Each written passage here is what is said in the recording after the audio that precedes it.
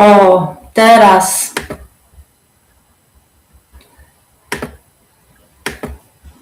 No. Teraz jest. No. Teraz słyszysz mnie? Tak. Na pewno? Dobra. I teraz tylko słuchaj dalej. Bo ja to powiem. Poczekaj, aha, jest. No chyba jest już. Jezus, ja jestem taka zakręcona, po prostu człowiek tu niby tłumaczy Bitcoina, a tu kurde, wiesz, podstawowe rzeczy jakieś się zacina człowiek. Także złapałam się na tym ostatnio. Ale ty zrobiłeś od razu go live, także to już jest. To jest live teraz, no? No, to już jest live. No, także jest i ten. Także Siemka, dzięki, że poczekałeś, bo to 7 minut 7 minut trochę opóźnienia. Uczymy się. No, uczymy się. Także spoko, dzięki, że znalazłeś trochę czasu, bo tyle projektów robisz, jest tyle do obgadania i to po prostu trzeba... Może przejdziemy na angielski. We can switch English. Sorry guys. We can switch English. Let's switch to English, that's fine. Because, let's see. Oh, there's 3 people. So nice, so nice. Hello, Lucas. Hello, Julian. Hello, Mr. Andrew from Wington International. Oh, hello, Prometheus. Hey.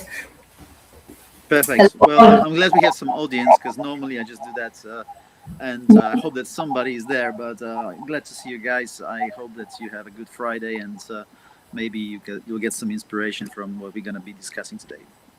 Yeah. I think because you have hands on everywhere and on many projects. So I try to put my fingers in many pies. That's true. Probably too many, but I'm quite fascinated what's happening in the freedom tech and in the Bitcoin space overall. So I keep myself busy and I contribute wherever I can. Yeah. It seems like because now you based on Madeira now, or where are you exactly? I'm living in Madeira. Yeah. Currently, I'm on the move, but Madeira is what I call home. Mm-hmm. And you build community there over there because the Free Madeira project is something you come up to, or you are co-founder, or you are just part of the project. How is it? Because I saw you are part of the team, yeah, over there. I have become part of the team recently, yes. I came to Madeira for the Bitcoin Atlantis conference in 2024, and I fell in love. It's an amazing place. It's an amazing island. We had the Bitcoin Walk as a side event to the conference, and there was just a metaphysical, like a majestic event. We met so many people, had such a good fun. And yeah, I decided it's okay. I don't want to be in Scotland anymore, and decided to move to Madeira, and quickly blended into the community, local community. Madeira is a small island. It's roughly 260,000 people, so it's a 2,000 people. 260,000. Okay. So it's an average city, town kind of size, the whole island, right? So, obviously it's known for being a Bitcoin island in Europe, and the adoption there is quite good, I would say. I think it's the biggest saturation of Bitcoin accepting merchants in Europe. Probably, for this population, we have around 170, 180 points on the BTC map where you can spend your Bitcoin. Okay. So that's great. Yeah, I mean, it's.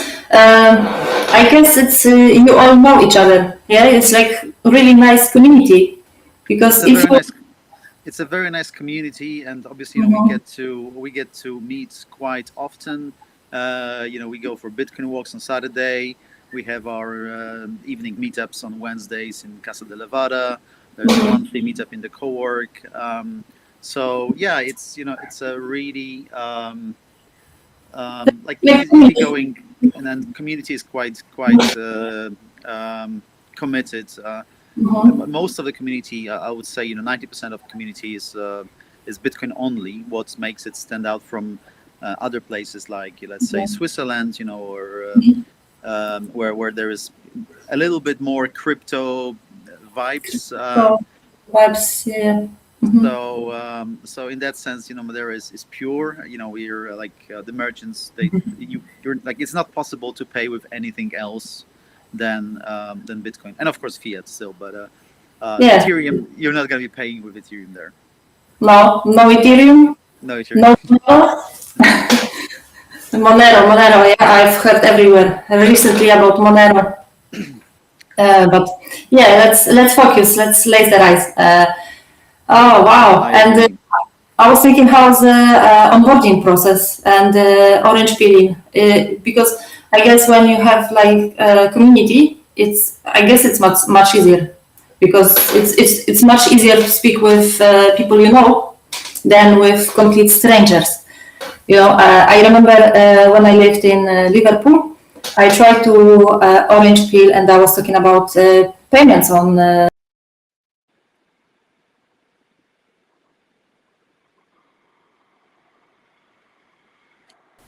And try to speak with strangers, but it's like, I mean, I orange peel. Maybe you can find them on BTC map as well. Yogi, you can see Yogi Coffee. Yeah, they still have. I think they still accepting Bitcoin. Fantastic. Yeah, but in general, it's not easy. I think it's easier. Maybe you agree or no. But what's your experience with this? Because if you know each other, like people within community, I guess it's. So with regards to orange peeling businesses, it's we were lucky because there was this guy named Charlie on Madeira, and Charlie was he was an orange peeling ninja. He was great. He would just go and talk to people and kind of very quickly get them up to speed. Say, hey, there's a lot of people who are coming here. They will send you. They'll spend that Bitcoin.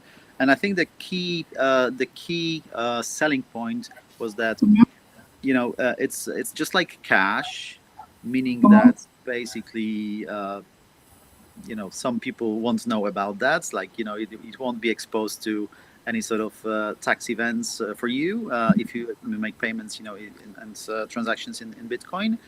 And at any point, if you want to sell your Bitcoin, just give me a call. I'll come here and I'll buy the Bitcoin from you. For him, it was great to have this kind of relation and to be able to maybe buy KYC through Bitcoin in that case. For them, it was also great because it was like cash in hand for any amount they would want.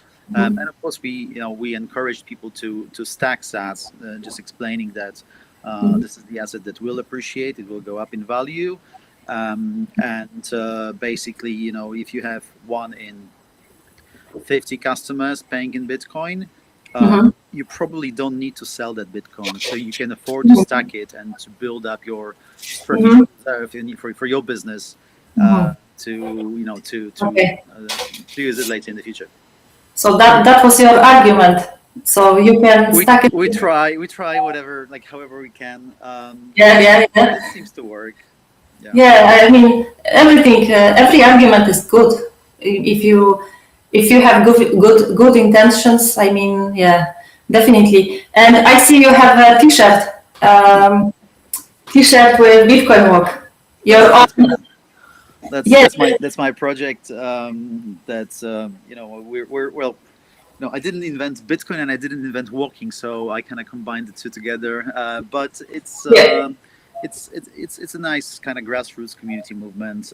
It's a non-for-profit thing, so I just have fun going and meeting people and going for a walk, going for hikes, visiting other cities, and just spending time with fellow Bitcoiners.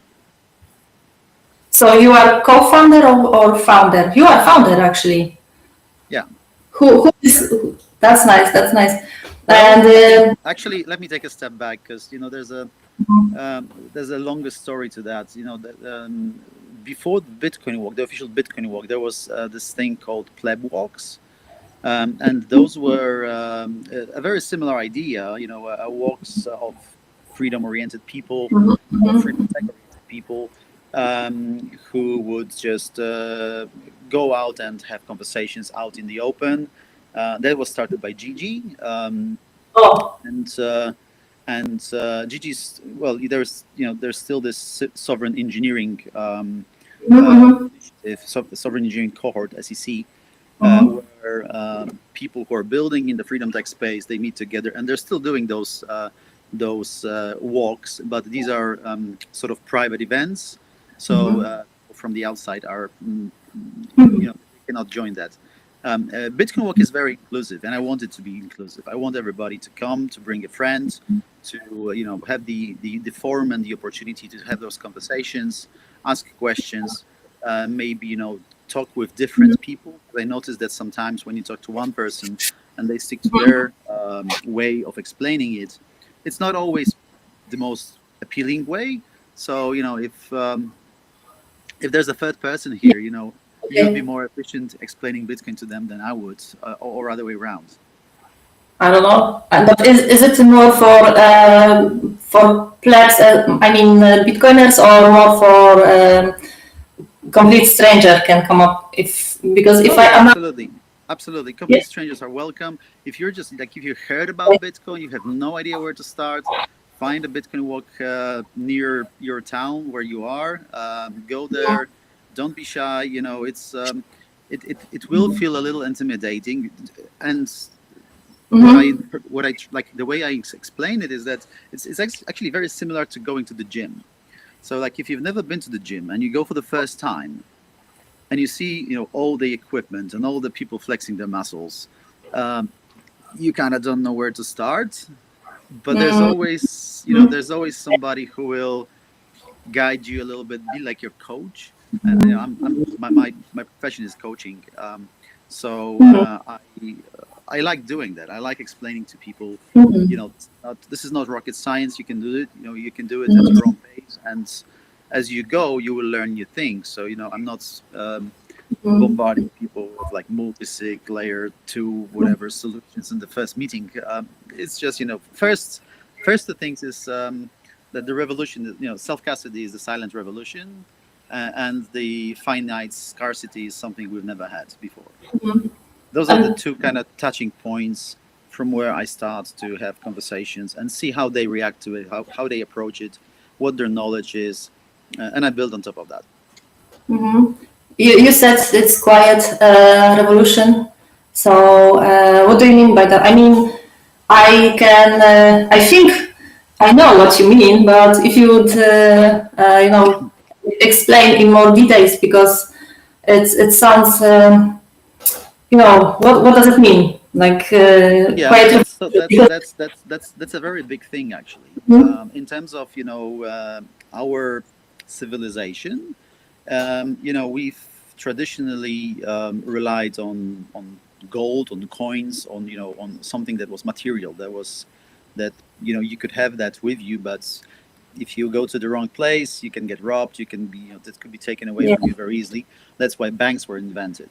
And then, banks, when the gold standard was still operating, they would issue you notes, and you could exchange those notes for gold that you would deposit in the bank before. This system no longer exists. Your money is no longer pegged to anything scarce, anything like gold. So it's we live in a fiduciary system, fiat system, where the money is basically created by decree. So the banks arbitrarily decide, okay, well, we want to Yeah. control the economy. We will print the money. If there is COVID, we will pay people. We'll just pay them to stay at home. So everybody gets money for just not doing nothing. So there is no like the real economic incentive there. The money is just being printed out and poured out without any limit, like there's no tomorrow. So there is consequences to that, because if you are a person who's hardworking and saving the money, suddenly So, there is more money in the market, and your savings are yeah. being diluted. So you'll see the cost of living, the inflation going up, the cost of living going up, and what it does to to people who just save money in their in dollar or zloty or euro. It just means that the realistic purchasing power of those savings is being reduced, is made smaller. Yeah, And the silent revolution. Different mentality, different approach. Yeah, the silent revolution about self-custody, the thing that I keep on repeating is that you don't have to rely on any third party to access your wealth, to access your money, no matter how much money you have. If you have 50 euros, that's fine. If you have 50 billion euros, the rules are the same. That is the big thing. So if you're in a country that's is at war, and you manage to escape that country, the unfortunate events, and go somewhere else, and you happen to have the $50 billion or 50 billion euros, whatever the amount, you can actually have a seed phrase, 12 words that you could potentially, just learn by heart. I don't encourage people to do that, but it's possible just to remember 12 words and maybe a seed phrase as well, a passphrase as well. And travel anywhere around the world without any proof that you own anything. Then you move from Ukraine to Costa Rica, or from Iran to any other country in the world, and you get access to the computer or to the and you restore the 12 words, and you have access to all your wealth. You've taken that with you without anyone knowing about that. Yeah, so that's the silent revolution. That's a silent revolution, and I think it's peaceful revolution as well. Absolutely. And peaceful, because usually revolution is there is some violence involved, but it's actually peaceful because it's I wrote one article about peaceful revolution because I remember. Okay, I will send you later. Maybe I'm not sure if you heard about it, or when you read it. Because in Poland it was Orange Revolution, in communist time, when it was communism. Basically, what they did, it was like more of happenings, and it was really a revolution because they still get arrested, and they still kind of pay the cost, but it was less victims than it was a fairly. I think they called it the Velvet Revolution. I think that was basically because Orange Revolution was in Kiev, is what it was in Ukraine. You're talking 20 years ago. I'm talking like 40 years ago in Wrocław, in particular. Oh, okay. Was that also orange? Okay, I didn't know that. Yeah, the same. I mean, the same. The color. It was really called Orange Revolution in Wrocław, when it was basically fun gatherings, basically. And the idea was they will show in that way, in the funny way, they will show how the system is. They really kill the system, basically. Yeah. In communist Poland. Yeah. I will send you later on. I think it's. I think the Bitcoin is the same, basically, because it's not like anarchist when they were, literally fighting the banks, the physical buildings, So we don't do this, Even if you have if you are even more in favor of anarchy ideology, you don't go, and it's not this time in 90s it was more popular to go. So time have changed here. Basically, okay. Keep coming back to your next project, because what you're doing is also, correct me if I'm wrong, Team Toxic. Is it about? Okay, let me check. branding, onboarding, but creating a brand. Am I right? Is it okay? Yeah, absolutely. So Team Toxic is a boutique branding agency. That's me and my friend Philip, who's a designer, old school, very experienced guy, very good handcrafting, beautiful logos. He used to work for like top tier advertising agencies, working for Sony and many top brands in the world. And we've teamed up because he's a bit more on the introvert side. I'm more bubbly and I talk to people quite easily. And he wanted someone to be the face, to deal with the customers, while he can focus on the craft, on making the logos and creating beautiful brands. So yeah, we said that okay, let's hook up. We came up with the like a after a quick brainstorm, we came up with the name Team Toxic, and we said like we are all Team Toxic. Like if you're into Bitcoin, we're Team Toxic, and we started with the first couple of projects, and even before that, Philip did some amazing designs, very unique designs for the Bitcoin Atlantis conference, for a place to be. We did the logo for Runster, the new Bitcoin Walk logo. That's also his touch there. And yeah, we had a lot of fun doing that. We have a few more projects as well. Okay, cool. So again, correct me, but so for example, if I wanted to onboarding people on Lightning payments, like I did in Liverpool, but I didn't have a time to focus on social media, on branding, and on the logo and stuff.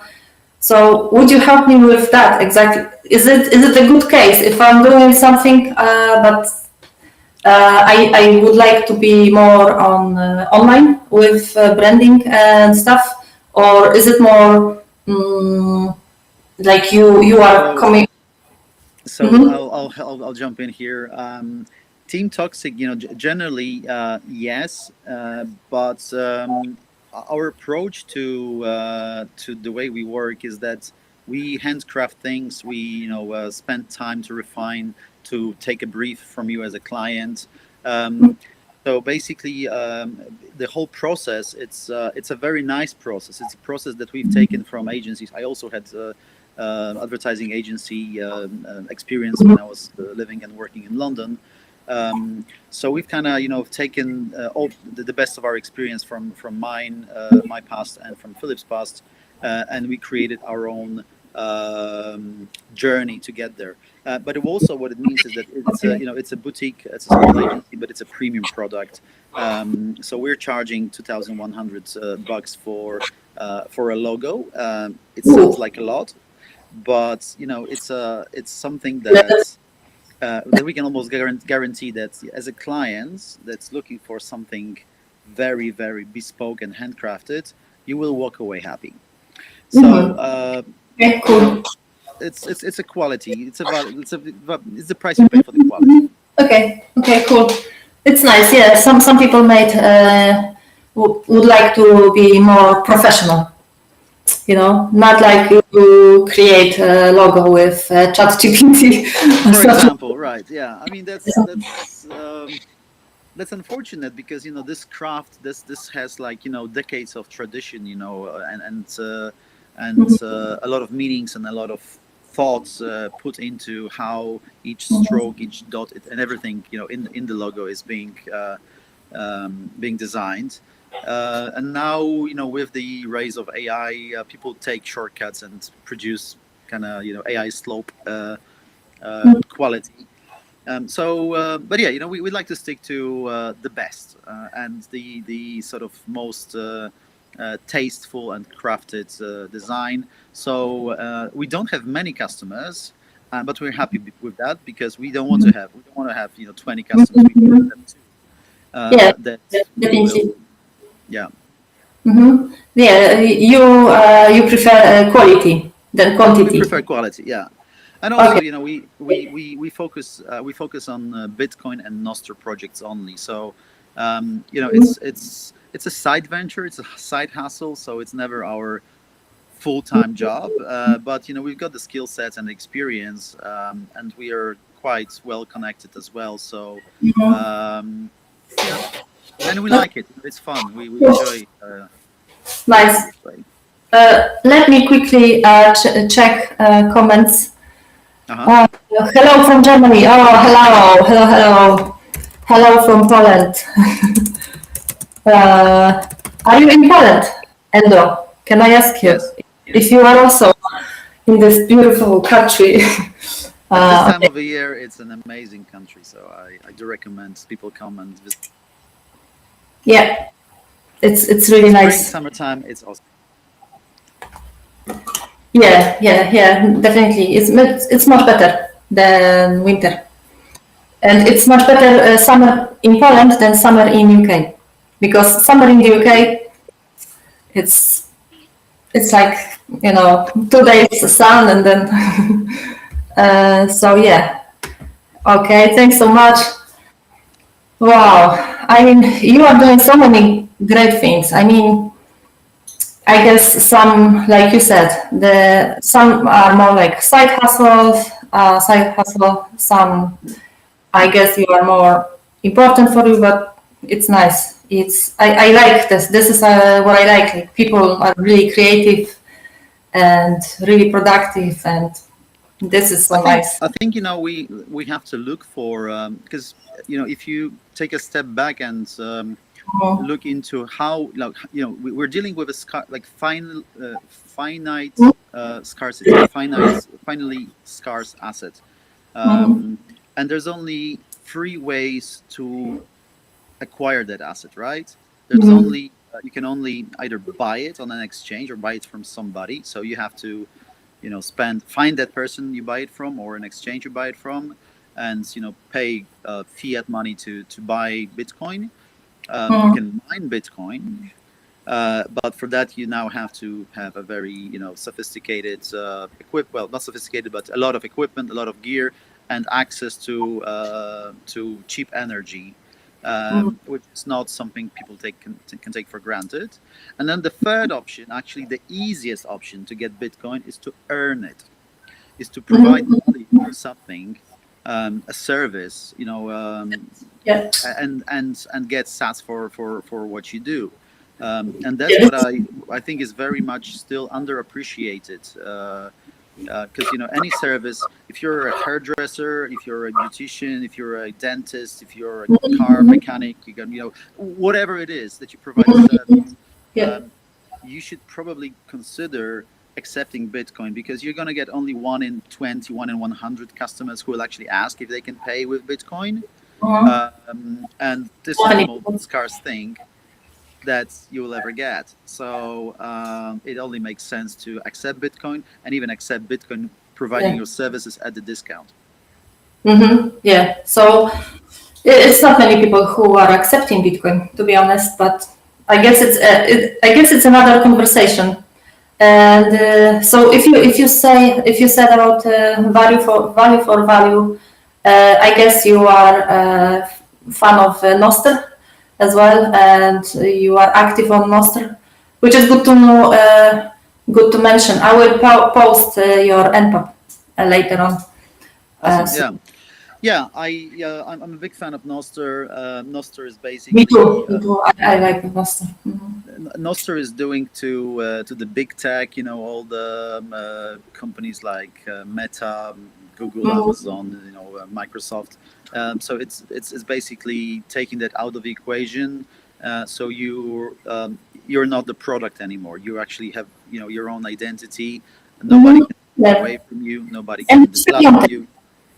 And it's freedom tech, because you basically you are controlling algorithm. There is no algorithm in the sense like in Instagram, but you can control relays. You can sign up and watch what people posting on specific relays. So you can switch. You can create your own relay if you want, for your town or for your fitness group, whatever. Yeah, absolutely. I think it's. And there is more and more, innovation happening in that space. I'm not sure if you heard about a project by Jack Dorsey called Buzz, Yeah. Buzz.xyz. It's basically like Derek was promoting it. I saw on Derek Ross. Yeah, continue, please. yeah. Mhm. So Buzz is amazing because it looks exactly like Slack, and most people sometimes if you worked in like with computer, chances are that you saw what Slack looks like before. Um, so the interface is exactly the same. On top of that, you've got AI agents who are part of that, part of Slack. They are like other users. They all have Mhm. their npubs, and you can add people by their npub. So Okay. there is like a hidden Noster layer in that, where people don't, without even knowing that they're using Noster, that they're kind of already are, and they're doing everything on the Noster rules. So instead of having a centralized server owned by Slack, the whole conversation runs on a relay, which you mentioned, which you Mhm. can own on your own machine. So it Mhm. doesn't have to go anywhere far, anywhere to a central server somewhere in Amazon data center. You Mhm. can have it all on your infrastructure. Wow, wow. Oh, okay. And Jack Dorsey made it, or Yeah, Derek, or they no, both? that's so. Jack made Buzz. Wow. That's Oh, Buzz.xyz. But Derek made something very cool and very similar that is like Nostr native. It's called Armada. And it's there's a little bit confusion because the link for Armada is armada.buzz. So that's the um, okay. yeah. Okay. Okay. That's interesting. I saw one project Derek post on Nostr about Aura. Have you seen this? Aura. Aura. Yeah. I So don't you. think I have. Yeah, I think it was 1 day project, but it's really cool because you can post your color and kind of vibe of the day with some quote, Right. with basically whatever you want, but in colors. Yeah. No, that's So awesome, Derek. I had a conversation with Derek yes, a also, week ago.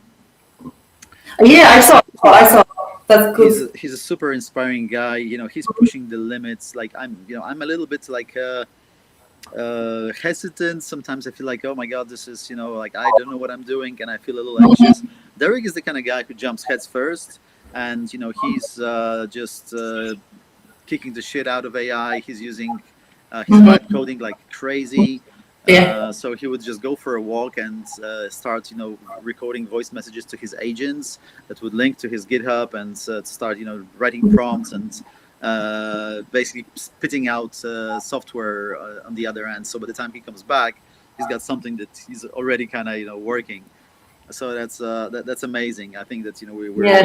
we're living in amazing times. But that comes with a little bit of a price in terms of understanding the potential and the threats, the risks associated with AI. Most people use either Claude or OpenAI, so ChatGPT, Mhm. and there are many alternatives actually that don't take all that information that you feed to it and don't send them to the American data centers. There is a way to do it more efficiently, like in terms of privacy. Mhm. Efficiently is not the right word. More privately, Muy prawie, muy more prawie. privately, yeah. Because those top models, LLM models from Anthropic and from OpenAI, they are very robust. But the prices that again, you're the product. You're like all the information, every single business idea that you put into that just goes over there. So if they say, "Oh, that's a good idea," that they could very easily, execute it ahead of you. And So which one would you recommend for, or you don't vibe coding yourself? well, Not. I do, but I recommend either so I recommend private models and I recommend local models. Mhm. With Okay. local models, we're still a little bit. It still requires quite a lot of computing power to run it on your local machine. Okay. It is becoming accessible, um, but you still need to probably spend around $2,000 to $3,000 at least for a machine that would be suitable for running a local model. But there's alternatives, like for example Kagi, Kagi.com. It's a very cool service that lets you use different models. So they have plenty of models inside. It costs you like $10 a month or something like that.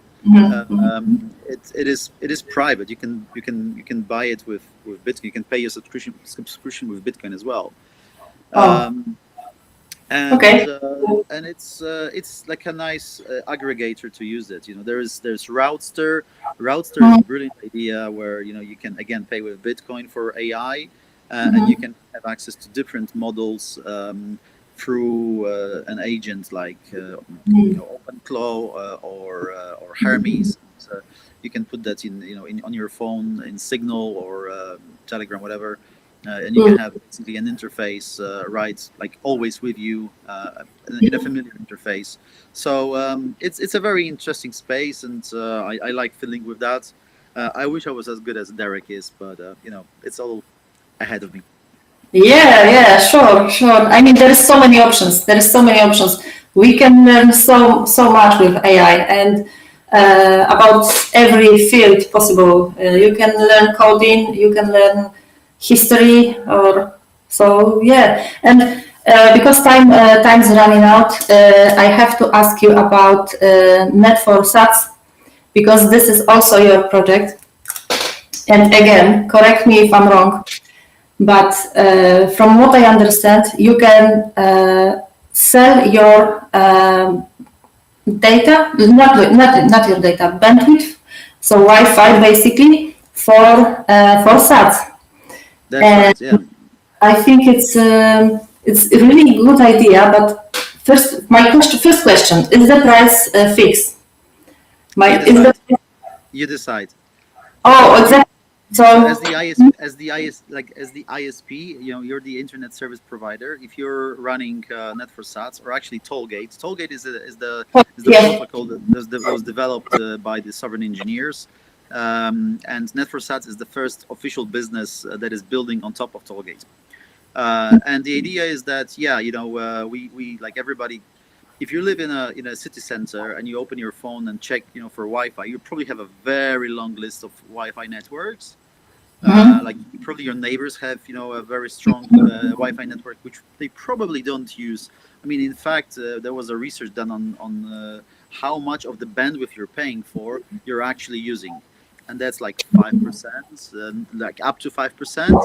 So 95% of what you're paying for is not being utilized at all. So why not monetize on that? Why not sell that bandwidth to your neighbors, or to whoever wants to buy it? So the idea is that you have a open network. You don't have a password, but you have the captive portal. So like sometimes maybe you saw it on some airports or hotels where you see it. There's a Wi-Fi. You click on that, and then they'll ask you to put in your email or whatever. So in this case, what the guys from Sovereign Engineering came up with is that actually, when you're arriving to, let's say you're arriving to a new country, you don't have roaming, you don't have internet at all, and you see that there is this network there, that is open, let's say Net4Sats. You want to connect to that network, and then you get a prompt to pay for the invoice to use the service. So normally it's a bit of a catch-22, because to make the payment you would need to be online, but you're not, because you arrived in a new country, you don't have access, you only have access to that a captive portal. So Tollgate and Net4Sats is using eCash, so Cashew token, which works offline as well. So you can generate from your Cashew wallet a eCash token. You can paste it there, and you can make a transaction while being offline to get you online. So it's a very neat way to basically, for you as a user, access internet, and from the ISP point of view, you're just getting some sats from that, and we've got like there's a way to set it either by time or by data. So you can say it either 21 sats for 1 hour, or you can say 21 sats for 100 megabytes. And yeah, these are small amounts, and you get to control the pricing as the ISP. And it may sound like well, that's a silly idea. Why would I have data on my phone anyway? But there's some use cases that are actually quite appealing. Go on. Do you want to ask a question? Yeah, I mean that's extra opportunity, and I would say even business model, because let's say I want to have a hotel, yeah, and I know the Bitcoiners will come up. So and I know they come from different places abroad. So now they don't have a time to buy new card for phone. So they will have internet for phone from phone, or they don't have a time to buy and connect to bandwidth, or let's say they stay there in in the hotel or whatever place for 1 month. And then I can literally, offer them my internet for a better price than they would get in Poland if they would like to. I guess it's a new business idea, business model. So, like, the biggest use case for Net4Sats is actually airplanes. I mean, because let me just finish. I mean, because when you have few people in many places, not few people, basically I can be a bandwidth seller. Yeah. Like kind of. ISP, you're the internet service provider. Yeah, exactly. Yeah. So I think it's great. So with Bitcoin, you've got the saying, "Be your own bank," and with Net4Sats, we say, "Be your own ISP." So basically, you get you can sell internet, and for example, if you're an airline operator and you've got Starlink connection and you have a 4-hour flight, some people will be willing to pay more than 21 sats for 100 megs or 1 hour. Probably if you ask them to pay €5 for 1 hour of internet, probably somebody will pay. And this is something that could be done very easily from the comfort of their seat. Like, you don't have to do anything. It's optional. We can also run a layer that is open without paying. So if you wanted to run, let's say, a Nostra client, a Flamingo or something like that, where person can open the network and be logged into the client already without having to pay anything, then that is possible as well. Okay. Yeah, that many use cases. There are many use cases. One of my favorite use cases is for screen time control for kids and teenagers who tend to spend like doom scrolling TikToks and Instagram and whatever, and spending hours and hours on the internet. You can actually gamify that in a way that the kids would get their allowance and they would buy their own internet. So for example, you could set it in such a way that during, let's say, homework hours, the internet is accessible for free, but then after, let's say, 8 in the evening, they have to pay some sats for that. And then, let's say, from 10 o'clock, they have to pay more. And from midnight, internet is still accessible, but crazy expensive. So they would understand the price and of their time, their attention, and the money that they have as well. And the best thing, of course, is that that all those sats they're coming back to their ISP, so their parents, basically their father or mother. That's the route. So it becomes like a family family business model. Business circular economy within the family. Yeah, and if you want to do the dishes, take the dog out, mow the lawn, you can get some extra stats. And how you spend them, if you have a sibling, brother or sister, you can trade. Hey, can you do me a favor? I'll pay you 100 sats. So it teaches kids to be responsible with their time and with their money at the same time. Yeah, I mean, it's especially between siblings. Yeah, like I have a little bit more sats. Could you, take this trash for me or something like that? Yeah, nice idea. And is this like task board in the same platform, or is it because I'm not sure if is it the same idea in the same net for stats, but it's all together, yeah? Task board, internet, your internet. So the Net for Sats is a platform that basically allows you to sell your internet. Okay. And whichever direction you want to go with that, if you want to be a hotel that sells it to your clients, an airline that sells it to passengers, a parent who sells it to their kids, a camping site that's somewhere remote, the same device. Effectively, it's an operating system that can be installed on most of the routers, but we provide a pre-installed device. So where the software is pre-installed, it's plug-and-play experience, which we're refining, and I think in September we'll have that market ready to actually start selling. Yeah. Wow. Oh, cool. So you really have a lot of projects you're working on. Do you have free time, or you don't have free time? Always. Always. Oh, no, that's nice. Yeah. I mean, there's so many things to do sometimes. I don't know if I should sleep or I should, drink next coffee. Well, anyway, because time's running out again. It's almost 1 hour. What would you speak about some extra about your most important project?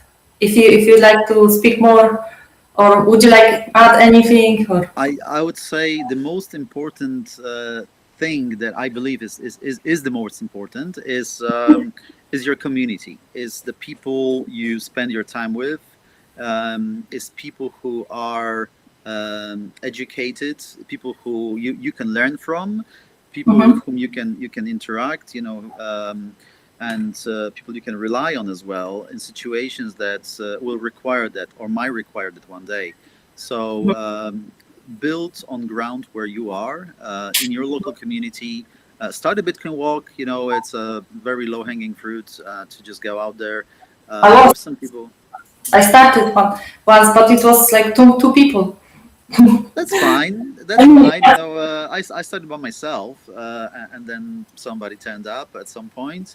I think the best part about Bitcoin Walk is that it's international now. So it's in the UK, in the Edinburgh, and Madeira, Poland, Germany. I saw pictures from Germany as well. So that's nice, because that means wherever you go, you can find your people. Basically. Exactly, and those people they already know the drill. They know the format. The format is very easy. On Saturdays, so in some places on Sundays as well. We just meet for a couple of hours and go for a walk, and maybe end up in a coffee shop that's where you can buy coffee with sats, ideally, or just come in and say, hey, we're all Bitcoiners. We want to buy a coffee in your place. Do you accept Bitcoin? And if they say no, at least you plant the seed like, oh, maybe I should have said yes, or maybe I should have actually installed that wallet and get some Bitcoin.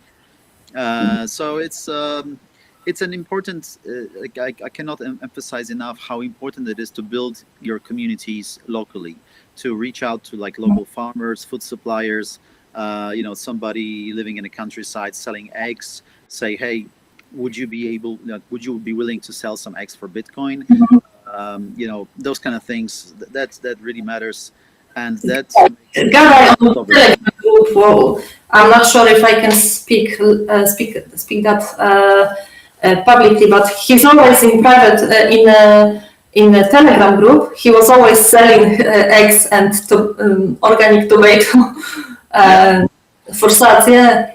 And last year I was selling like my jam, because I was making jam from how you say, not plants, I was making my own jam basically, and I was in a local market. So then, and also not someone. I'm not sure if I can speak who. But I got offer on Nostr because I posted that I'm selling it, and whoever is nearby, they can come back, pop in, and they can buy from me and pay in sats. Yeah. And I sent a few gems. Fantastic. Yeah, and this is the best way to earn sats, to stack sats. It's KYC free. It's actually the real money you get for your work, for the time, your time and energy you put into making that gem, and it feels most satisfying. And it was because I got paid in sats, and I thought, my goodness, this gem is so like gold, because if you would think about the price in 10 years, it's like exactly. So I didn't pay too much attention to price. I mean, maybe someone would say, "Oh, you would get only like 5 zloty, or you should charge more." And I said no, because it's Bitcoin, it's sats, it's like gold, So, but on Nostr, I always spend it and I send it further because I like, I need to zap it or whatever. Okay, so thank you so much. Thank you so much for conversation, for everything you are doing, and I hope you're gonna be successful in everything you do. So yeah, maybe see you soon. Bitcoin Walk, maybe in Poland or whatever meetup. I hope so. Thank you so much. Thanks for the invitation.